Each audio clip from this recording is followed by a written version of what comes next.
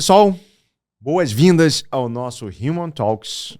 Hoje eu estou com Maria Leonor e a gente vai falar sobre um tema extremamente urgente dentro das organizações e dentro da sociedade como um todo. A gente vai falar, pode ser forte o termo, mas é importante, sobre o analfabetismo emocional, que também tem muito a ver com analfabetismo social, né? Sim.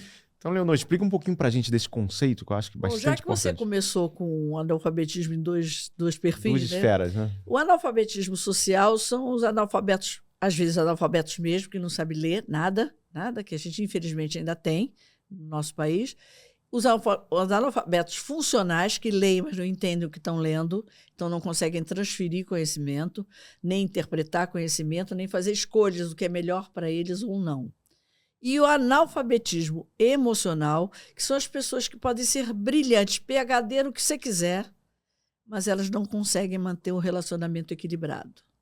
Elas são irascíveis, elas não têm controle do próprio humor, elas perdem o controle com muita facilidade, elas se sentem donos da razão, porque a razão está sempre com elas, sempre são certas, porque para você se tornar uma pessoa inteligente e emocional, uma das coisas que você tem que admitir é que você não é tudo. Que você tem gaps, que você tem fraquezas, que você tem deficiências e tem, evidentemente, graças a Deus, os pontos fortes que podem ser predominantes dos pontos a serem desenvolvidos, sempre disponíveis para serem desenvolvidos. Uma pessoa analfabeta emocional, ela não tem mais um espaço garantido no nosso mundo de hoje, do mundo 5.0, né, do século XXI, segunda metade, né? Porque as outras pessoas não admitem mais ser tratadas dessa maneira. E o analfabetismo emocional é um ponto de barreira para as pessoas aprenderem umas com as outras, e nós somos seres sociais, precisamos dessa convivência. Para a aprendizagem mais bem feita é feita através da convivência, da troca de experiências, da troca de conhecimentos, e para isso você precisa ter humildade. E o analfabeto emocional não tem humildade. Isso é um ponto bem legal que você falou, não tem mais espaço no mundo de hoje, né? Não. Eu vejo como a gente evoluiu como sociedade. E eu sempre tendo a ver as coisas muito da visão otimista, né? A gente, lógico, o mundo, se for olhar variáveis visíveis, a gente pode ressaltar diversos defeitos no mundo atual. Mas se você for ver em termos sociais o quanto a gente evoluiu, isso é uma conquista incrível, né? Eu vejo o comportamento social de 20 anos atrás que você normalizava, hoje você olha e as pessoas olham feio, né? É a mesma coisa do que fumar num ambiente fechado, né? Ninguém vai conseguir. E a mesma coisa que você ser extremamente grosseiro ou grosseira, mal educado, tratar mal alguém. Ou mesmo não saber se comunicar da forma correta, as pessoas olham um pouquinho torto hoje em dia, né? E isso é legal, isso é bom, isso é positivo. Eu acho até né? que é mais que isso. Uma pessoa analfabeta emocional não consegue olhar para si. Essa é a pergunta que tem muito de autoconhecimento, né? Se ela não olha para si, ela não se reconhece. Ela não vê os defeitos que tem. Defeito é uma palavra meio esquisita, né? Mas ela não tem as fraquezas, fragilidades que ela tem para poder fortalecê-las. Ela não reconhece o quanto ela avança indevidamente no outro, porque ela não se reconhece. Ela não sabe o que ela tem que alterar no seu desenvolvimento, que ela tem que melhorar, porque ela não percebe. E a gente tem uma coisa interessante, a gente tem... Em psicologia, a gente chama de complexo de inferioridade. Isso a gente entende muito bem o que é um complexo. A pessoa que gosta de ser a lata de lixo do grupo, né? Ela é o depositário do... Fiel depositário. Fiel depositário, pois é. O complexo que se chama de superioridade nada mais é do que uma pessoa que tem complexo de inferioridade e tem poder. Então, ela, para se sentir melhor, acaba criando uma casca. Ela amassa o outro. Ela viu como eu tenho poder? Olha o que eu faço com você. E é o que a lei hoje já está trabalhando na questão do assédio moral. Né? O assédio sexual é outra coisa, mas o assédio moral, que é quem tem poder e que não percebe o quanto ela gera de mal para o outro. E o poder, essa falta de inteligência emocional, não faz a pessoa que é o analfabeto emocional perceber que ingratidão e injustiça são dores para sempre. Mesmo que você trabalhe clinicamente, terapeuticamente, as pessoas aprendem a conviver com aquilo, mas elas não esquecem. Aquilo é uma dor muito forte. Às vezes, mais forte do que perder uma pessoa. Porque perder uma pessoa entra num ritmo de naturalidade. Estou falando morte normal, essas coisas todas, né? Mas a injustiça e a ingratidão ferem muito.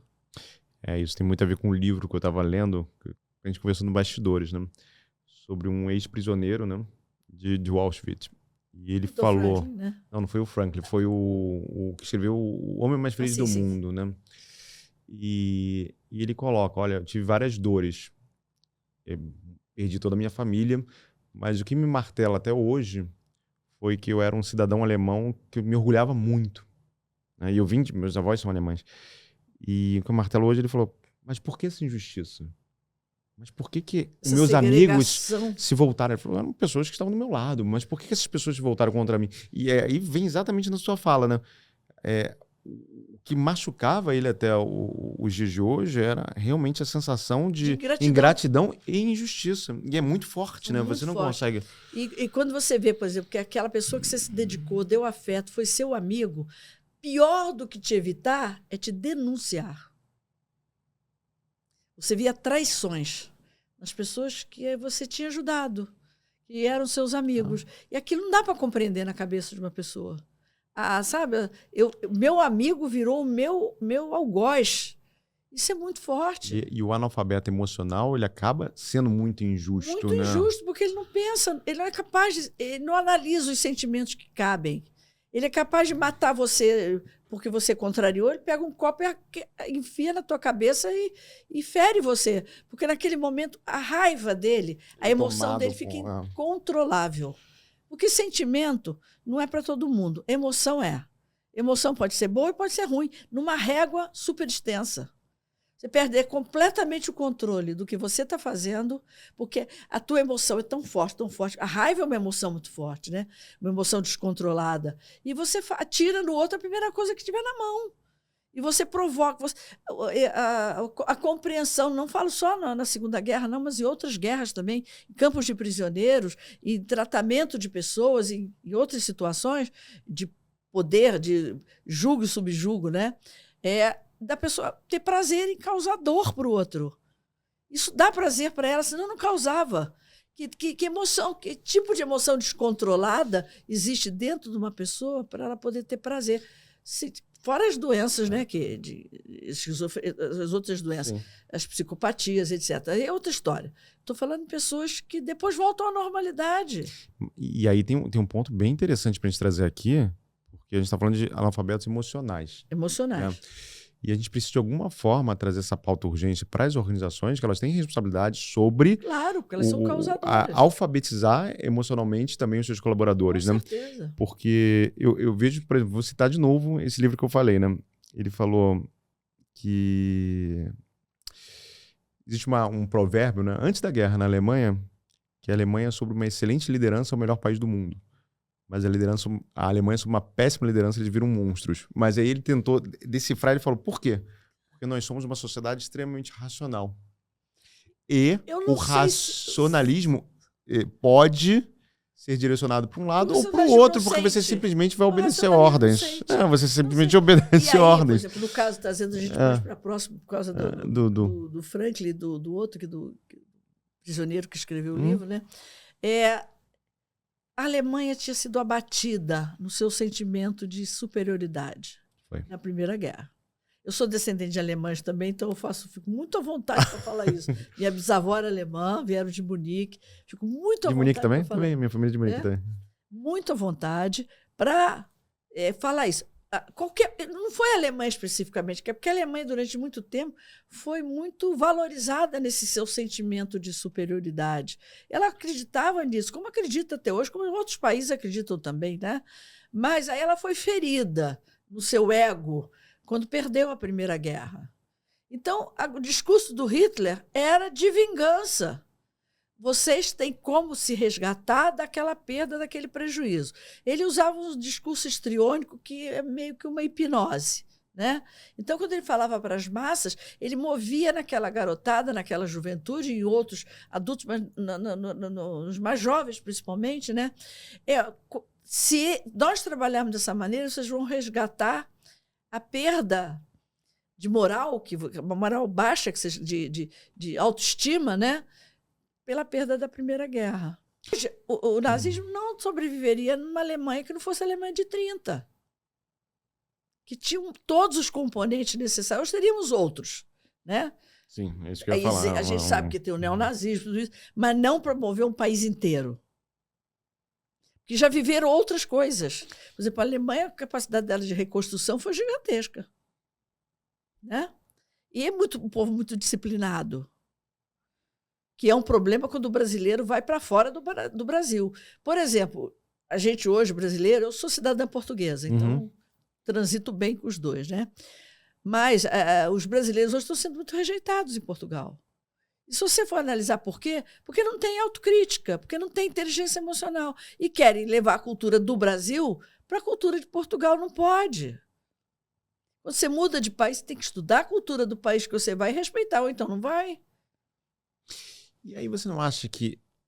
Isso eu estou dando Portugal não, porque é uma proximidade, isso acontece com imigrantes. Eu concordo em todos os 300% com você. Mas, e aí tentando até... Portugal está certo. Tentando decupar isso em termos práticos, né? Como é que a gente coloca uma formação que permita a gente alfabetizar em termos emocionais a nossa população? Inteligência emocional é uma disciplina. Ela é uma disciplina que tinha que estar em todas as universidades. Agora, não pode ser feita por alguém. A pessoa que vai trabalhar academicamente com essas disciplinas tem que ser pessoas que já tenham feito o seu trabalho de alfabetização emocional. Sim. Porque senão elas vão desvirtuar o processo. Vão colocar como inteligência emocional poder. Inteligência emocional é antipoder. A inteligência emocional... Você, quando não tem inteligência emocional, a primeira pessoa que você faz mal é você. Porque você não tem perseverança, você não consegue fazer o teu autoconhecimento, porque você jamais vai admitir que você tem as falhas que você critica no outro. E quando uma pessoa pesa muito a mão em cima de outra pessoa, ela está pesando nela. Como ela não tem coragem nem humildade para pesar nela, ela transfere. Né? Então, a gente sabe isso. Então, a inteligência emocional, hoje, felicidade é uma ciência. Sim. E ela já está em algumas universidades. Como é que você ensina a felicidade? A gente faz isso, né? Felicidade, eu brinco, felicidade se ensina e felicidade se aprende, né? Lógico. Através de um autoconhecimento, você identificando suas forças. Quais são os caminhos que você pode, tratando adequadamente, te conduzir para a felicidade. E o primeiro ponto, o que é felicidade para você? Sim. Pode não ser para mim. E aí é um ponto super... você vai falando, eu vou tentando montar aqui. Eu acho que o nosso público, tem muito público de RH, né? E é uma de discussão... RH, você está falando coordenadoras, diretoras de RH. Exatamente. O RH tem um poder enorme na mão, só que ele não tem, porque a empresa não delega. Você vê muita gente de RH, eu sou de RH, né? Muita gente de RH que quer fazer as coisas, que pensa nas possibilidades, mas ela está amarrada a sistemas organizacionais que não abrem essa porta para ela. Aí ela acaba fazendo mal o trabalho. E tem também, como em qualquer área profissional, os bons e os maus. Sim. Aqueles que se acomodam, que não vou ter esse esforço todo. Em qualquer área. Eu vejo, por exemplo... Isso não é prerrogativa de uma área ou outra, de todas as áreas. Num trabalho de onboard ou um rito de passagem, é essencial a gente discutir de forma profunda a inteligência emocional. Né? Você quer ver, muitas empresas não fazem as acolhidas. As acolhidas. E a acolhida é importante para você criar o primeiro contato, a primeira identidade.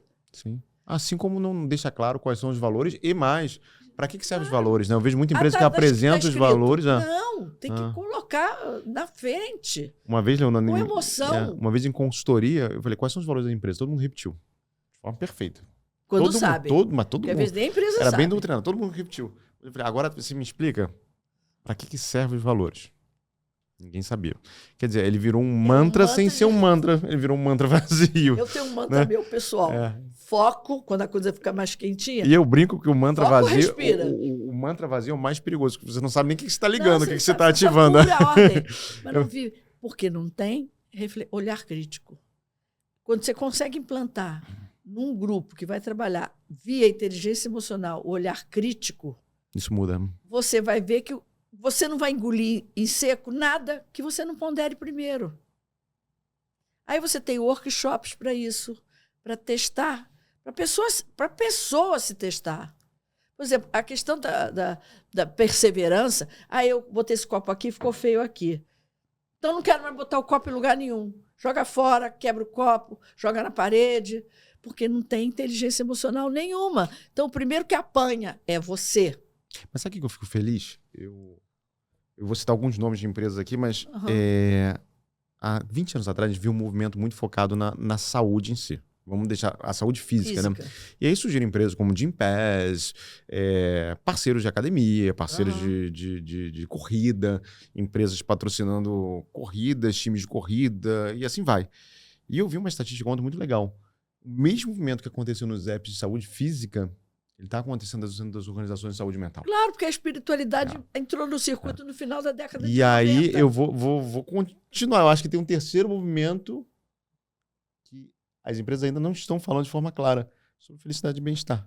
Não, mas agora já está se falando. E agora começou-se Claro. E eu falo isso pós-2020, tá? Começou-se... Até porque a gente ficou cansado de falar sobre doença mental, né?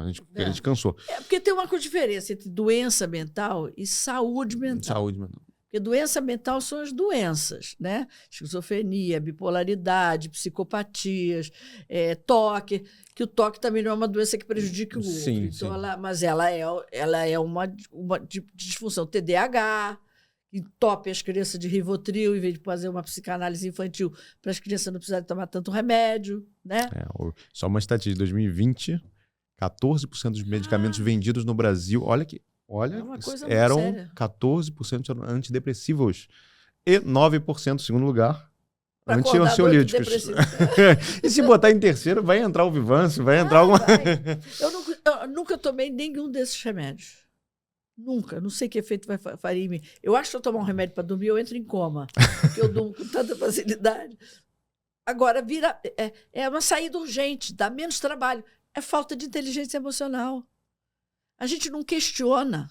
Mas aí quando eu estava falando de doença, eu estava falando até de doença ocupacional. Por exemplo, o burnout, né? Eu vejo empresas gastando nos últimos 3 anos rios de dinheiro para combater o burnout e a gente poderia gastar esse dinheiro sem atacar a raiz da prevenção. E a prevenção pode ser... exatamente. E o preventivo é muito mais barato e muito mais eficaz. Sim. E a gente tinha meio que uma vergonha. A gente tem uma mudança de nomenclatura, uma mudança de interpretação. Porque bullying sempre existiu. Só o nome que é diferente. E se eu falava em bullying? Mas as palavras têm poder, né? As palavras afetam... Há uma valorização disso aí. Sabe, antigamente você via, porque eu sou de antigamente, né? Via meus pais, minha mãe principalmente, porque eu sou filho de um casamento disfuncional. Meus pais separaram, tinha 5 anos de idade. Numa época que eu tenho 74 a 70 anos atrás, né? A gente tinha bullying na escola. Porque os coleguinhas que não convidavam a gente para a festa porque filho de pai separado não entra na minha casa, como se a gente fosse... Então nós tivemos que nos fortalecer, eu e meu irmão, porque ele era um ano mais novo que eu. Era um ano mais novo que eu, para vencer isso sozinhos. Porque ninguém falava de bullying. A escola não se metia nisso, só se ficasse muito grave. Porque os pais também não reclamavam, porque tinham vergonha de reclamar disso. Esse é um ponto importante, né? E aí vem até Taleb ali, né? Que, na verdade, a proteção em excesso, né? É que ela causa um analfabetismo emocional. Já disse que criamos uma geração inempregável. Todo ser humano precisa de uma dose de frustração para se fortalecer em relação a frustrações maiores. Se você não sabe enfrentar o que tenta te derrubar, você vai ser derrubado facilmente. Até porque a dor é inevitável, né? Ela vai acontecer. Como é que você reage a isso? Super protegido. E o dia que não tiver mais quem te super protege, como é que você faz? Você vira lata de lixo. Todo mundo joga os problemas em você. Você é o bode expiatório, você é o saco de pancada, porque você não sabe reagir. Ou quando reage com violência através de uma arma, seja ela qual for. Você começa a desestruturar pilares básicos da... Então, frustração é aquele nível que a gente chama em psicologia de frustração ótima. É a frustração que te ensina. Te fortalece. Te fortalece e te faz conviver com o mundo que nem sempre vai ser bonzinho com você. Você tem que saber encarar a hostilidade de forma positiva, em que eu sou uma pessoa que não sou aquilo e vou lutar bravamente para não ser. E naturalmente a natureza, e a gente não pode botar a parte da natureza, ela é antifrágil, né? A agressão faz parte da natureza. Um exemplo, né? A gente tá falando de planta antes, né? O manjericão é um exemplo claro disso. Se você não podar e se você não arrancar as flores de manjericão, ele não cresce, ele vai ficar fraco, né? Ele vai morrer. É a borboleta, a metamorfose. E aí a gente...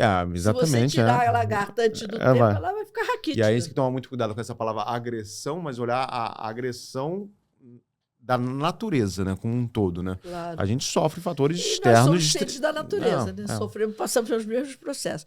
Mas a questão da inteligência emocional e do analfabetismo emocional, eu acho que as empresas precisam tomar a frente disso, porque senão elas vão ser tragadas pelos analfabetos emocionais. Concordo. Se isso não entrar num processo de controle, eu acho que já melhorou muito. Mas ainda acho que melhorou muito no mundo corporativo, no mundo acadêmico. Você forma muito corporativo dentro da academia, muito nos pós-graduação, né? Sim. Na graduação não tanto, mas na pós-graduação sim. Mas já no início da graduação, com uma boa recepção, você pode começar a mostrar os valores que aquele indivíduo que entrou para se preparar para o mercado de trabalho precisa conquistar. Faltam essas disciplinas nas grades curriculares. Eu acho que não só na universidade, né? No colégio, mas é o que dá para resolver rápido, né? Mas no colégio, aí você não vai preparar os alunos da infância, mas a gente prepara líderes em sala de aula. Então você começa a trabalhar nisso aqui. Sim. Hoje a gente nega muitos valores que são importantes. Por exemplo, uma questão de você acreditar em alguma coisa maior que você, seja qual for. Qual for, não interessa qual religião você segue, mas alguma coisa que te dê propósito. Um rumo. Eu não vou ferir o meu amigo porque isso não é uma coisa boa. Tem que ter esse valor sensor dentro de você. Eu usei o recurso da religião, pode ser qualquer outro. Mas você tem que... Tem que ter valores inegociáveis, tem que ter guias. Tem que ter guias e tem que ter sensores. Tempo atrás, né, que as meninas, as mães, principalmente as mães, preocupadas, não pode sair com o namorado, não tem liberdade, porque era preocupação de manter a virgindade. Hoje você não está mais preocupado com isso, está preocupado em manter a vida, que é muito mais importante do que isso, né? Mas quais eram as meninas que cumpriam as regras? As que tinham esse valor dentro delas. Eu não vou fazer porque eu não devo. Um exemplo. Estou dizendo um fato. A outra, se ninguém está vendo, eu vou fazer. Então, não tinha ninguém que conseguisse controlar se a menina saía com o namorado e ia mais longe do que na época era devido, que hoje não tem mais isso, graças a Deus, uma libertação, né? Mas tinha. As meninas casavam cedíssimo para poder sair de casa, para poder ter vida própria. Mas aquelas que não faziam, por exemplo, por que eu não vou levar o brinquedinho do meu colega para casa? Porque você chegava em casa e a tua mãe vistoriava a tua bala e via de onde saiu essa borracha. Não, senhora, vai voltar no dia seguinte e vai devolver. Isso criava um hábito.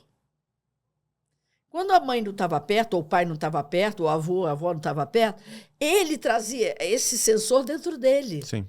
Então, ele não desrespeitava as pessoas porque não queria. Porque algo dentro dele dizia para não fazer. Isso que a inteligência emocional tem que resgatar. Que a gente crie esse sensor de valores dentro da gente e a gente não fira o outro porque a gente não quer. Ninguém é sem valores.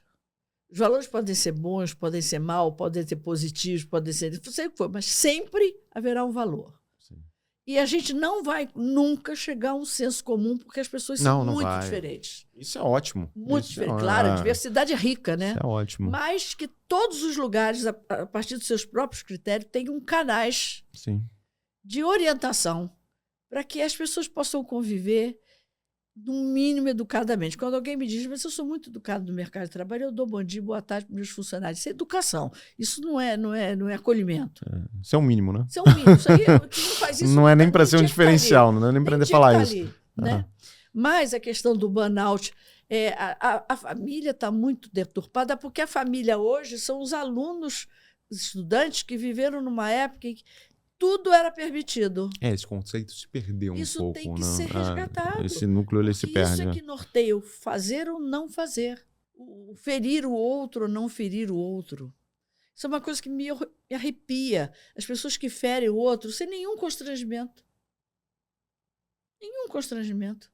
Quer dizer, o outro não interessa. Se elas fizeram um processo de autoconhecimento e trabalhar a sua inteligência emocional, elas vão pensar que o outro um dia pode ser você. Você não vai querer que faça isso com você. E aí é a empatia, né? Falta muito. Eu não gosto da frase, faça ao outro aquilo que não faça ao outro que não fariam com você. Mas é assustador mesmo. Faça ao outro aquilo que o outro gostaria que você fizesse com ele. E ajusta. Porque o que é bom para você não pode não ser para ele. E respeito, respeito, respeito, respeito, milhares de vezes. Quem é respeitoso não avança o sinal. Perfeito. Não avança o sinal. Se ele olhar para o outro vem com uma deficiência, alguma coisa, e você se escancara de rir por outro, você não tem respeito nem por você. Nem por você. Eu sei que a escola precisa preparar os diferentes para serem aceitos como diferentes. Eu já vejo na escola a questão de gênero sem mais nenhum problema. Já se tornou natural, né? É pessoal, pontual e vai ser mas como instituição não tem. Sim. Não tem mesmo. Eu estou muito perto de uma... E sei que não. E uma escola católica. Uma escola católica, deixa eu falar. Zero, nenhum problema em trabalhar com essas questões. Questão racial também muito mais abrandada. E, infelizmente, menos do que as de gênero. Sim. Menos. Trabalhar com a questão de gênero é mais fácil. Porque a questão racial é histórica. Então, tem uma carga histórica muito forte. Dentro da pessoa. Tem que se libertar. E muito recente, né, Leonor? A gente esquece isso. Tem que estar se libertando, né? E a carga da questão da mulher ainda muito pesada, mas também mais diluída. Mas a questão de aceitar, do respeito à diferença, a falta de respeito ainda é muito forte. E só vai ter respeito mesmo, quando eu aceitar que eu também tenho as minhas deficiências, que eu também estou tendo que ser respeitado pelo outro, que eu também tenho que me posicionar porque o outro espera coisas de mim que eu não tenho para entregar. Perfeito. E fora que hoje a gente está numa explosão muito forte de processos narcisistas. Sim. Leonor, super obrigado. Tá? Eu acho que a gente pode ficar com uma mensagem final aqui para a nossa liderança, né? Sobre a responsabilidade das pessoas como líder também participar desse processo de alfabetização emocional. É lógico que a gente conversa o tempo todo sobre competências, mas a alfabetização emocional faz parte, né? Não é uma conversa sem fim. Não? Isso não vai ser sempre mais para frente. Então, eu acho que o importante para todo mundo que ouve a ideia fantástica de vocês desses podcasts é tornem-se adultos gigantes. E agentes de transformação, né? E saibam da sua responsabilidade. Todo o seu todo, Sim. né? E gigante no sentido de olhar o outro como pequeno. E não sempre de cima. Sim. Olhe de baixo. Pessoal, super obrigado, Leonor. De coração agradeço mesmo. Imensamente muito obrigado pelo papo. E estou à disposição para quantos papos você quiser bater. Legal. Um grande abraço, pessoal.